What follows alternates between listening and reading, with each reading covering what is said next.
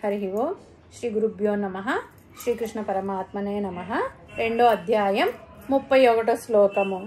ఓం స్వధర్మమపి చావేక్ష్య న వికంపితుమర్హసి ధర్మ్యాద్ది యుద్ధాత్ శ్రేయోన్యత్ క్షత్రియస్య న విద్యతే.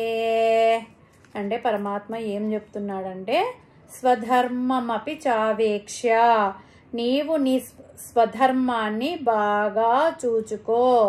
న వికంపితుమర్హసి, అటు ఇటు కదలడానికి వీల్లేదు. అస్సలు నీ సందేహాన్ని ప్రదర్శించకు.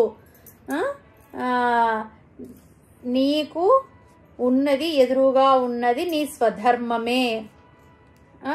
నీవు యుద్ధం చేయడమే నీకు శ్రేయస్సు. ధర్మశాస్త్రం ద్వారా నీకు నియమించిన కర్మ అది. సత్కర్మ ఆచరించడమే మంచిది అని పరమాత్మ చెప్తున్నాడనమాట. ఎవరెవరికి ఏది స్వధర్మమో అది ఆచరించాలి. అంటే మనకైనా అంతే. ఇప్పుడు డాక్టర్లు కానీ, లాయర్లు కానీ, గృహిణి కానీ, భర్త కానీ, ఎవరెవరికి ఏది స్వధర్మమో అది ఆచరించాలి అని పరమాత్మ చెప్తున్నాడు అనమాట. ప్రతి ఒక్కరికి ఎవరెవరికి ఏదో అది ఎవ్వరూ దాటడానికి వీలు లేదు అని కానీ చెప్తున్నాడు అనమాట. ఎవరి స్వధర్మం ఏదో అది జాగ్రత్తగా తెలుసుకొని స్వధర్మాన్నే ఆచరించాలి. స్వధర్మమే మంచిది. అర్జునుడి స్వధర్మము యుద్ధం చేయడం కాబట్టి అది చెయ్యమని పరమాత్మ ఉపదేశిస్తున్నాడు. హరి ఓం తత్సత్. హరి ఓం. శ్రీ గురుభ్యో నమః. శ్రీకృష్ణ పరమాత్మనే నమః. 2లో 32వ శ్లోకం. ఓం యదృచ్ఛయా చోపపన్నం స్వర్గద్వారమపావృతం సుఖినః క్షత్రియాః పార్థ లభంతే యుద్ధమీదృశం. అంటే పరమాత్మ ఏం చెప్తున్నాడంటే, ఓ పార్థ, యుద్ధం అంటే ఏంటనుకున్నావు? స్వర్గద్వారాలు తెరుచుకోవడమే. యదృచ్ఛయా చోపపన్నం అంటే యాదృచ్ఛికంగా, నీ ప్రయత్నం చేయకుండానే నీకు స్వర్గద్వారాలు తెరుచుకున్నాయి.